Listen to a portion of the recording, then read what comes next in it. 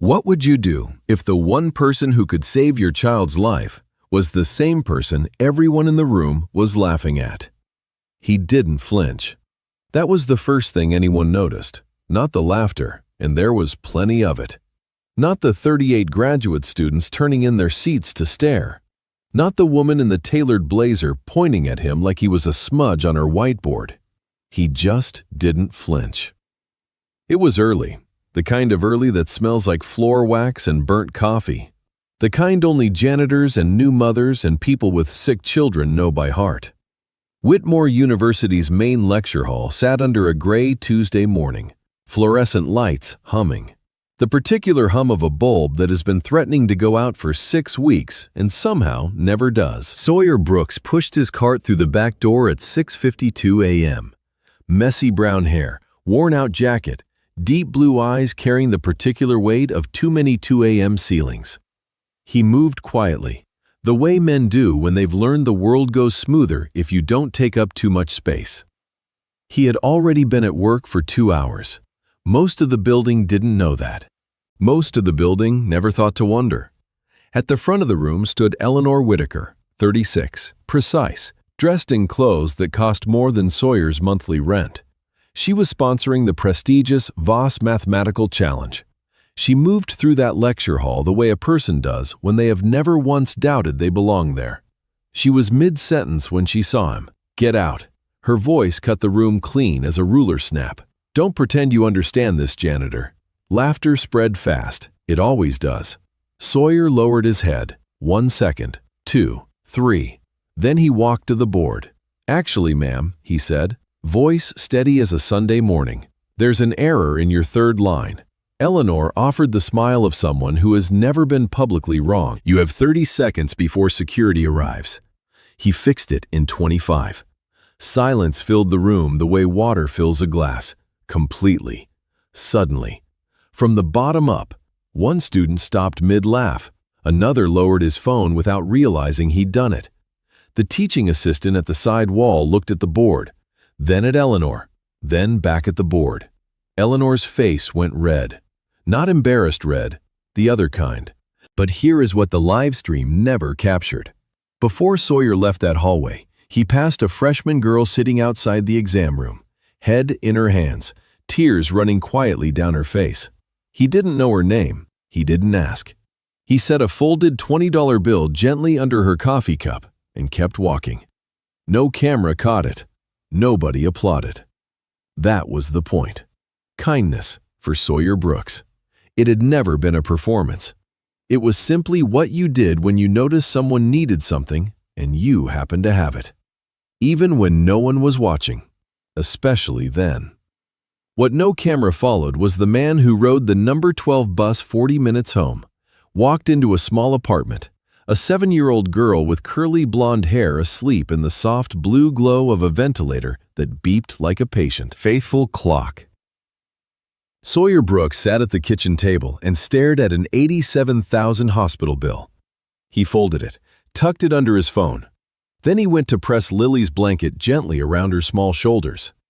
"Daddy will keep trying," he whispered, "because kindness always finds its way back." She smiled faintly in her sleep, the way children smile when they feel safe even inside a dream. Within the hour, Grayson Cole posted the classroom clip, 3 million views before noon. But nobody yet knew what Eleanor Whitaker was about to discover. The man she had just humiliated in front of 40 people had once been the star pupil of her own mentor. And what was coming next? No live stream in the world could have prepared anyone for it. By Wednesday, Sawyer Brooks had become the most talked-about janitor in the state, and also, somehow, the most invisible person on campus. Students stepped around his cart the way people sidestep puddles on church steps after Sunday service. Security began checking his badge at the east entrance, the same door he had badged through every morning for 3 years. A sophomore posted a meme with his photo and the caption, "When the cleaning staff thinks they can do calculus." 400 likes before lunch. Sawyer mopped the third-floor corridor and said nothing. He had made a decision, years ago, that he would not spend his energy fighting every small injustice. There were too many of them, and the energy they would cost was energy that belonged to Lily. So he absorbed them quietly, the way old houses absorb weather, and he kept moving. He had chosen Whitmore University with care, not for the prestige, not for the architecture. He had chosen it because Whitmore offered full health insurance coverage for dependents of full-time staff, and Lily needed a surgical consultation that cost more than most people's first cars. His wife, Clara, had died 5 years earlier in a December ice storm on Route 9. Black ice, the wrong place, the kind of loss that doesn't announce itself. It simply arrives one Tuesday night and never fully leaves. Neighbors brought casseroles for 2 weeks afterward. Then the casseroles stopped. The silence that followed had its own weight, the kind Sawyer carried every morning when he made Lily's oatmeal and noticed how quiet the kitchen had become. Some mornings the quiet was simply quiet. Other mornings it pressed down on him like something physical. Those were the mornings he stirred the oatmeal a little longer than necessary and hummed the first few bars of a song Clara used to like, until the kitchen felt like a room again. He had made 2 promises after she died, one to her, one to Lily. He intended to keep both. The first act of kindness that began to shift things happened late at night, witnessed only by Grayson Cole. Grayson was 22, sharp-jawed, had been coasting through the graduate program on confidence and an excellent laptop, until that laptop died 3 days before midterms. He found Sawyer in the basement supply room at 11 o'clock at night, turning the motherboard over carefully in his hands, wearing reading glasses from the Lost and Found. "I can probably fix this," Sawyer said, not looking up. "How much?" Grayson asked. "Nothing." A pause. "The laptop will be ready by 7. Grayson stood in the doorway feeling something move through his chest. The particular discomfort of realizing you have been badly wrong about someone for a long time. Like finding an old birthday card from a person you treated carelessly, tucked forgotten in a kitchen drawer. He filmed a quiet 12-second clip and posted it without comment. 40,000 views by morning. Meanwhile, Lily held the real weight of everything. One evening she asked, her voice soft as worn flannel, "Daddy, if you win the big prize, can I stop sleeping with the machine?" Sawyer's smile held. For 3 full seconds, it held perfectly. Then he turned toward the window. He came back a moment later, smoothed her blanket, and said evenly, "You're going to run so fast on that lawn, baby girl. I've already got a plan." She reached up and patted his hand with her small fingers. The automatic, trusting gesture of a child who has never once doubted her father. "I know, Daddy. You always have a plan." He held her hand until her breathing slowed into sleep. Then he sat in the quiet dark for exactly 5 minutes and let himself feel the full weight of what he was carrying. The hospital bill, the ventilator, the $87,000 standing between Lily and a surgery that could give her back her lungs. He felt all of it, the way you have to feel a thing before you can pick it back up and carry it again. Then he stood, washed his face at the kitchen sink, and went back to work. At 2 in the morning, he mopped the east wing under a single working fluorescent. His phone propped against the baseboard open to a dense research paper on variational methods. When Raymond came around the corner, a 60-year-old fellow janitor whose cartwheel had been squeaking for a week, Sawyer set down his mop without hesitation and crouched to fix it. "You don't have to do that," Raymond said. "Squeaky wheel drives a person crazy after a while," Sawyer replied. And that was the end of it. Grayson filmed that too, posted it the same way. No caption, no commentary. Campus sentiment shifted. Not quickly, not loudly. The way a front porch thermometer drops after sundown. Steadily, measurably. Then, Eleanor Whitaker made an announcement that she intended as a demonstration of authority. And that would turn out to be something else entirely. She stood before 200 people, wrote a complex equation that had resisted 3 university departments for 18 months, uncapped her marker with a sharp click, and declared, "Solve this equation, and I'll marry you." The room erupted. Someone knocked over a water bottle. A teaching assistant covered his mouth. Sawyer was in the 4th row, still wearing his uniform. He had not planned to participate. He had simply come to deliver maintenance supplies to the adjacent storage room. heard the problem stated through the open door, and sat down. He solved it in 4 minutes, clean and elegant, the kind of solution that makes people feel the answer had been lying face down on the carpet the entire time. But what stopped the room completely was what he did next, without being asked. He turned to the student in the front row who had been quietly erasing and re-erasing the same line for 40 minutes. A young woman who looked like she hadn't slept in 2 days, and walked her through every step until her face changed and she whispered, "Oh, I see it."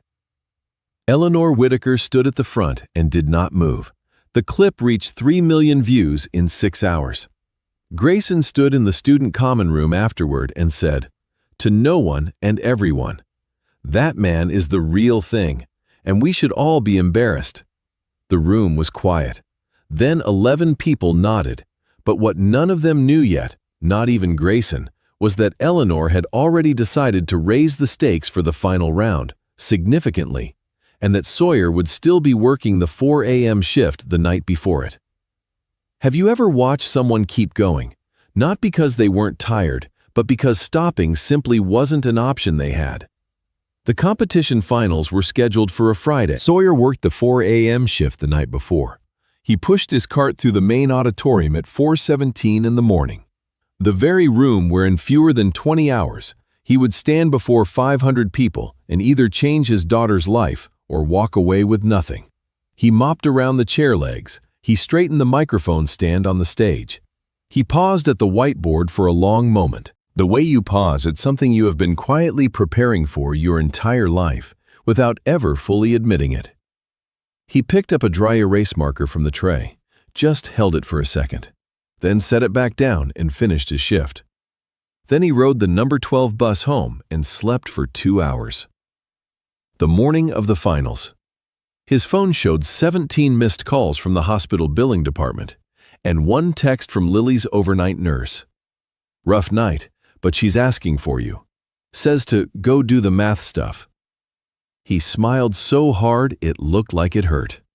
His jacket had a fresh coffee stain on the left cuff. He'd knocked his mug off the counter getting ready. It had gone straight over the apple cake recipe card his mother had written in her careful, looping handwriting, the one he'd been meaning to laminate for 4 years. He pressed a dish towel against the cuff, called it close enough, and walked out the door. Before he left, he tucked a small piece of paper into his breast pocket, a crayon drawing Lily had made the previous Sunday, the two of them standing under a lopsided yellow sun with 6 uneven spokes. Underneath, in her careful 7-year-old printing, "Daddy is the smartest." He had been carrying it all week. It was soft at the fold lines now, from being opened and refolded too many times.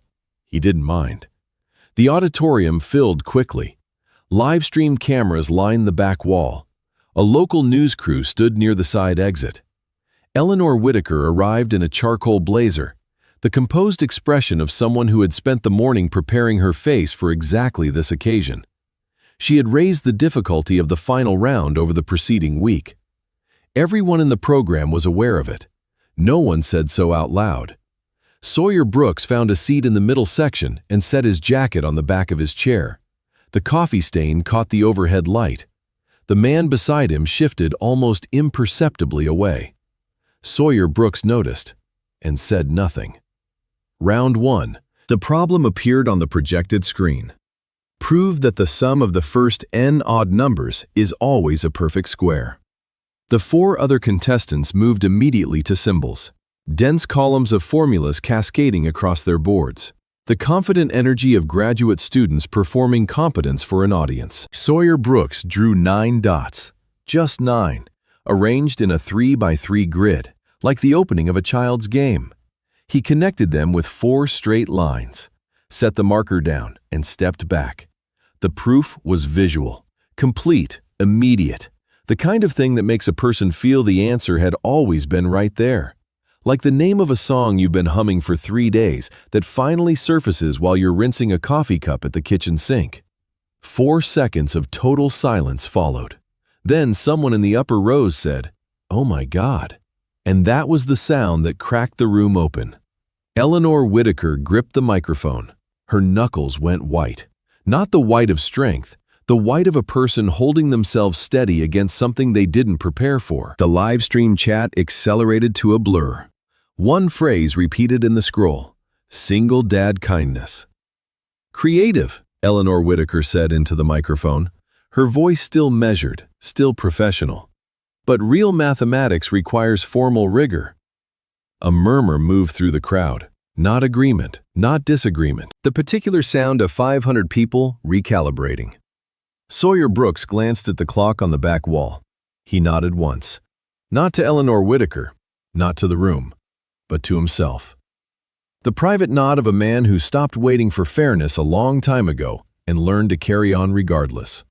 The nod of someone who has been misread so many times that other people's certainty about him no longer has much power. During the break, he slipped into the corridor and crouched against the wall beside the water fountain to call Lily Brooks. The ventilator was audible in the background before she even spoke, its rhythm faster than usual. "Daddy." Her voice was thin. "Hey, Bug." His was not. He made sure of it. "Do you want to try the penny and ruler trick while I watch?" Lily Brooks fumbled with it on her tray table, coughed twice, but her eyes were bright on the small screen. And by the time the penny balanced, she was laughing. The low, delighted laugh of a child who has just found one more surprising thing in the world. He stayed on the call for 6 minutes and 30 seconds, memorized her face the way he did every time, quietly, without letting it show. Then he stood. Sawyer Brooks smoothed the stain on his jacket cuff, touched the folded drawing in his breast pocket once, and walked back in. Grayson Cole was waiting just inside the door. He held out a paper cup, black coffee, no lid, drawn from the break room machine that everyone agreed was personally hostile. The offering was awkward. Grayson Cole was 22 and still learning how to give something without already knowing how it would be received. "I was wrong about you," he said quietly. "Watching how you treat people, even after everything, it's made me want to be better." He looked at his shoes. "I just wanted you to know that." Sawyer Brooks accepted the cup, took a slow sip. "You're going to be a fine mathematician," he said. "Now go sit down." Grayson Cole nodded quickly and returned to his seat. Before the next round began, he opened a group message to 14 students and typed, "After this is over, we're organizing free study sessions. He teaches, we listen. Tell everyone." 11 replies came back inside 90 seconds. The kindness Sawyer Brooks had spread without announcement, without keeping score. Across weeks of late corridors and borrowed tools and patient explanations, it was now growing into something larger than he had ever planned or intended. Something that had its own momentum. Something that no one could take back. But he didn't yet know that Eleanor Whitaker had saved her most difficult problem for the final round. A problem that had defeated serious researchers for nearly a decade. A problem she had chosen because she was certain, completely, professionally certain, that no one in that room could solve it. She was about to be wrong for the second time, and this time it would change everything. What if the most important work of your life was something you set aside for love? And it waited, quietly, for years, until the exact moment you needed it most. The final problem appeared on the screen at 3:14 in the afternoon. The room changed. You could feel it. The particular stillness that settles when something arrives that exceeds what anyone dressed for. Faculty who had attended expecting to evaluate leaned forward in genuine uncertainty. 2 graduate students stood without realizing they were on their feet. A woman near the aisle instinctively reached over and touched her colleague's arm, the way people do when they want to make sure someone else is seeing what they're seeing. It was a research-level problem, the kind that lives on department whiteboards for years, periodically challenged, repeatedly defeated. Eleanor Whitaker had selected it with precision. It had resisted 3 generations of capable mathematicians, including, for 8 years running, her own mentor, Dr. Vivian Langford. No finalist was expected to solve it. That was the design. Sawyer Brooks stood at the blank whiteboard, marker in hand. He didn't move. 20 seconds passed, then 30, then 45. Eleanor Whitaker watched from the judge's table, and if you studied her carefully, the way you study a face when you sense it is telling you something different from what the voice has been saying. You might have caught something flicker across her expression. Not the satisfaction of someone watching a plan succeed, something more complicated, something that, looked at honestly, resembled hope that she had miscalculated. She pressed it down and kept her face composed. The live stream chat had gone unusually quiet. Even that restless, scrolling audience seemed to understand that something was happening which required stillness. Sawyer Brooks lowered the marker. He closed his eyes. What came to him was not a formula. It was 2019. The pediatric ward at St. Augustine's Hospital. The scent of antiseptic and the faint particular sadness of helium balloons that have been cheerful for too long. Lily Brooks was 4 years old and had a stuffed rabbit named Gerald. One eye missing, one ear chewed flat by months of small hands seeking comfort in the night. Sawyer Brooks had sat beside her bed for 6 consecutive nights, working through a mathematical problem in his composition notebook, because sitting still with nothing but the sound of the ventilator was something he could not endure without a task to keep him tethered. He had been developing a personalized approach to classical variational methods, a framework that reoriented the entire problem structure around what the system was protecting rather than what it was optimizing. The idea had come to him in pieces, assembled across those night shift hours beside Lily Brooks's bed, while Gerald the rabbit listed sideways against the pillow and the hallway outside their door stayed quiet. It was original work, possibly significant. He had never shown it to anyone, never found the right moment, never quite believed the moment would come.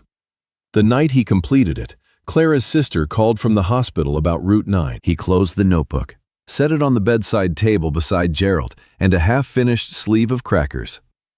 For 5 years.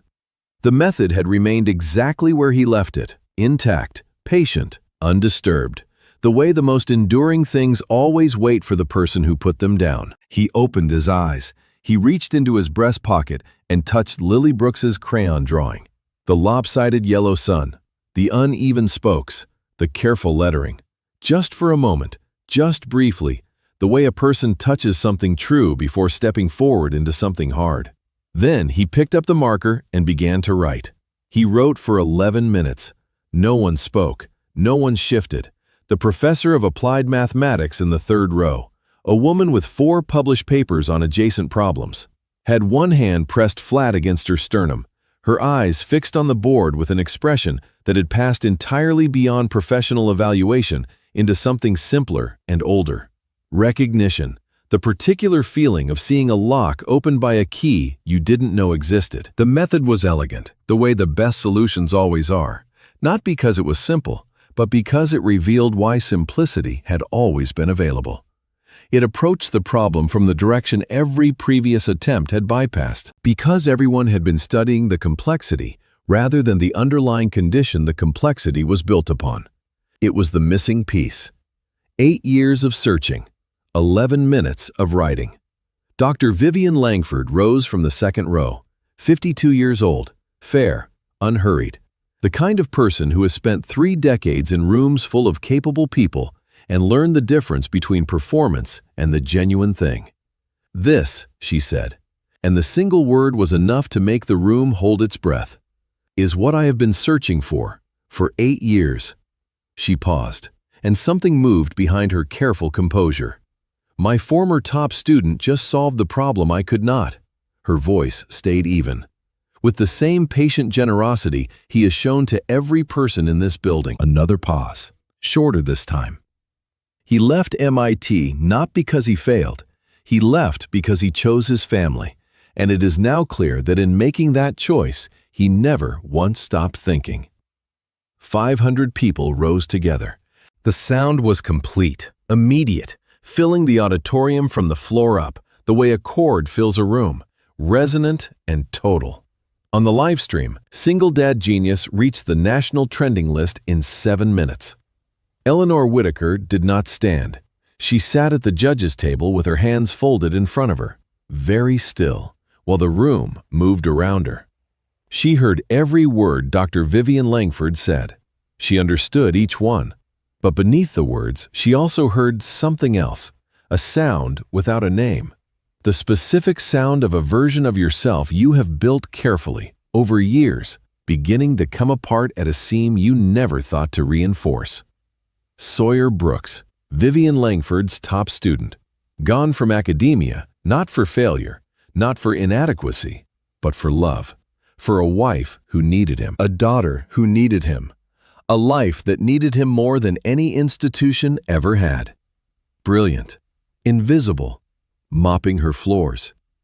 Her hands were not steady. She noticed. She did not try to correct it. She looked across the auditorium at Sawyer Brooks. He was not watching the trending screen. He was not reading the live stream. He had his phone lifted with both hands. Screen angled toward the whiteboard, showing Lily Brooks what he had just written, explaining it to her the way he explained everything to her, with patience and warmth and the absolute, unshakable assumption that she was capable of understanding. Through the phone, Lily Brooks clapped with both hands. Her face was bright, unhesitating, and entirely uncomplicated by doubt. The ventilator beeped steadily in the background, patient, faithful, keeping its time. 500 people were still on their feet, but Eleanor Whitaker had already traveled somewhere much quieter. A place where a worn-out jacket and an $87,000 bill had just dismantled. Quietly and permanently. Everything she thought she understood about what a person was worth. Is it ever too late to change how you see someone? Eleanor Whitaker was about to find out, in the most private way possible. The press conference was held on a Monday. Eleanor Whitaker arrived 7 minutes early. That part was ordinary. What was not ordinary was that she hadn't slept properly in 2 full days. And if you knew how to look, you could see it in the careful economy of her movements, the particular stillness of a person running on composure rather than rest. She had spent the weekend doing 2 things, and neither had come easily. The first, through 3 layers of legal intermediaries and a donor designation structured to resist tracing. She had transferred the entire Voss Challenge Prize Fund into a medical account in the name of Lily Ann Brooks, the hospital's billing coordinator, a no-nonsense woman named Sandra, who had been patiently restructuring Sawyer Brooks's payment plan for 2 years. Called him on Sunday afternoon. "Mr. Brooks," Sandra said, "I need you to sit down first." He sat down on the kitchen floor. He didn't get up for a while. In the next room, Lily Brooks was watching a cartoon about a bear with an enthusiasm for sandwiches. Her laughter came through the door in small, bright bursts, easy and unworried. The laughter of a child who doesn't yet know what has just shifted in her life. Sawyer Brooks held the phone against his chest and breathed. He thought of Clara, of Route 9 and December and the kitchen that had been carrying its silence for 5 years. He thought of every night he had propped his phone against a baseboard and studied under a fluorescent that buzzed and flickered and stayed on anyway. Every bill folded and tucked beneath something heavier. Every morning he had made oatmeal and hummed a few bars of a song Clara used to like. Just to give the kitchen back its sound, he allowed himself, for the first time in a long time, to feel that it had not been for nothing. After a few minutes, he stood, splashed cold water on his face at the kitchen sink, and went to sit beside Lily Brooks on the couch. He didn't tell her yet. He just sat there while the bear on television made another excessive sandwich, and he let her lean against his arm, and he thought, "This is what I was working for." The second thing Eleanor Whitaker had done over the weekend was harder. She had sat at her desk on the 41st floor with a yellow legal pad and tried to write down, honestly, everything she had believed about merit, about the visible markers she had used, without fully examining them, to judge what a person was worth. She filled 4 pages, read them over twice, then put them in her desk drawer. She didn't throw them away. That felt important, to keep the evidence of who she had been, rather than quietly revise herself and pretend the earlier version hadn't existed. Accountability. She was beginning to understand. Required witnesses. Even when the only available witness was yourself. At the press conference, after the award was formally presented to Sawyer Brooks, who wore his cleanest shirt and the jacket with the coffee stain he had decided once and for good, to simply live with. Eleanor Whitaker asked to speak with him privately. They sat in a small room off the main hall, 2 chairs, a table with an untouched water pitcher. The hallway noise filtered through the wall like something from a different world. Eleanor Whitaker looked at her hands, then at him. "I built my career on the belief that merit speaks for itself," she said. Her voice had shed its boardroom precision, not broken, but genuinely different. The way a room sounds after the furniture has been rearranged and you're still learning where everything is. "I used credentials and titles as data. I told myself they were objective, and I used them to dismiss you before you had said a single word." A pause. "That was wrong, and I want to say so plainly." Sawyer Brooks was quiet for a moment. "I appreciate that," he said. "Truly. But what I need isn't an apology." He turned his palms upward, a small, unhurried gesture. "I need Lily Brooks to have a real chance. And if I can help someone else find theirs along the way, I will. That's all I have ever been trying to do." 4 seconds of silence, not uncomfortable, full, the kind that settles between 2 people who have arrived. By entirely different roads, at the same honest place. Eleanor Whitaker nodded slowly, not the efficient nod of a closing meeting, but the other kind. The nod of a person setting something down that they are finally ready to stop carrying. The changes that followed moved the way genuine change usually does. Not with announcement, but in accumulated, quiet shifts. Whitmore University's Human Resources Office opened a formal review of its staff benefits and hiring policies. The phrase appearing most often in the early findings: institutional blind spots. No one contested it. A faculty committee extended Sawyer Brooks an offer for a teaching assistantship. He asked whether he could keep his janitorial position through Lily Brooks's recovery. The answer came back within the hour. Of course. Grayson Cole's Saturday study sessions filled up within 2 days of posting. Sawyer Brooks taught. Students argued, worked problems on napkins and notebook margins, asked questions they'd been too self-conscious to ask in formal settings. Raymond occupied the same back row chair each week, with a thermos of decent coffee he'd started bringing from home, nodding whenever something in the room clicked into place. They called the initiative Look Beyond the Uniform. The flyer was simple: a hand-drawn jacket, a few words. It reached 3 additional universities by October. One afternoon, Eleanor Whitaker stood at the edge of the courtyard and watched through a gap in the hedges. Sawyer Brooks was at a picnic table in the sun, working through a problem with a first-year student who kept shaking her head, and then laughed, sudden and genuine. The bright, involuntary laugh of a person who has just understood something for the first time. He looked exactly as he always had. That was what stayed with her. He had always been this man, in the 4 a.m. corridor with a mop and a research paper, in the basement supply room with a broken laptop, in a hospital room in 2019. Beside a small girl and a one-eyed rabbit, quietly filling a composition notebook with mathematics that no one else would see for 5 years. He had always been this person. The world had simply not been paying attention. That evening, Eleanor Whitaker opened her desk drawer, took out the yellow legal pad, and wrote one line beneath the 4 pages she had not thrown away. "How many others have I walked right past?" She didn't have the answer yet. But for the first time, she was asking the question. And asking, she was learning, was where everything begins.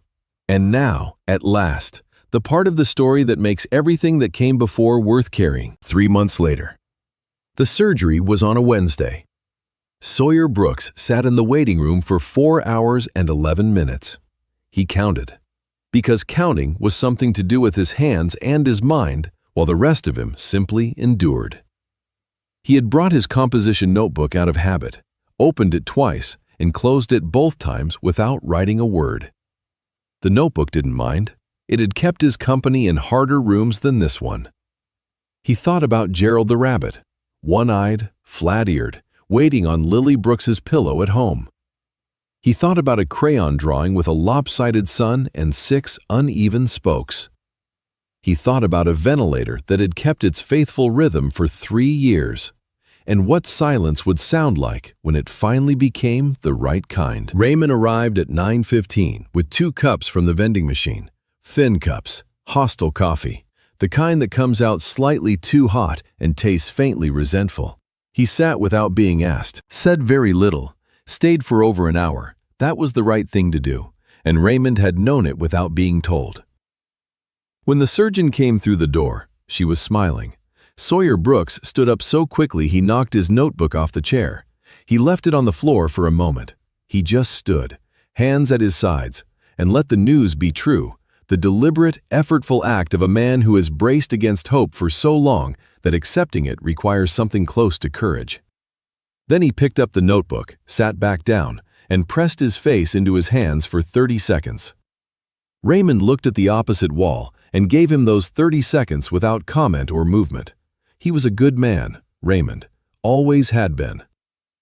The first time Lily Brooks ran, really ran, arms out, lungs fully open, sneakers finding the ground with the easy authority of a child who has been given back what was almost taken, was on a Saturday morning in October, on the wide south lawn of Whitmore University. She ran at a cluster of pigeons, which scattered with tremendous personal offense.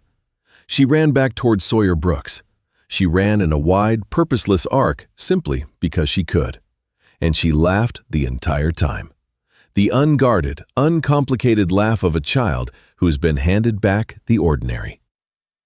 Sawyer Brooks stood on the path and watched, hands in his jacket pockets. Then he took it off. He held it for a moment, the worn jacket, coffee-stained cuff, small ink mark on the inside pocket from a pen that surrendered somewhere around the 3rd week of November, 3 years back. He had worn it through every early morning and late corridor and quiet act of help that had gone unfilmed and unthanked. He held it the way you hold something you are finally, genuinely ready to set down. Then Lily Brooks came running back, breathless, cheeks pink, and he draped it over her shoulders. She disappeared inside it, looked up at him from beneath the collar with an expression of enormous, delighted satisfaction. "Daddy, it smells like math," she announced. "That's cleaning solution, Bug." "Same thing," he laughed, fully, without reservation. The slightly rusty laugh of a man who hasn't used it in quite this way for quite some time. Lily Brooks immediately found the rusty quality funnier than the joke itself and laughed at him laughing. And for a long, unhurried moment, the south lawn of Whitmore University was simply a father and his daughter. In the October sun, with nothing pressing and nowhere else to be. Eleanor Whitaker was standing 5 meters away. She had come to the Saturday study session as she had come every week for the past month. No title, no agenda.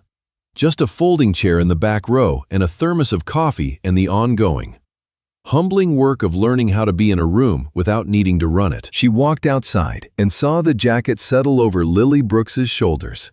Eleanor Whitaker, who had navigated 3 corporate restructurings and a hostile acquisition attempt, and 1 genuinely catastrophic product recall without losing her composure in public, pressed her lips together and looked up at the October sky. The tears came quietly. She didn't fight them.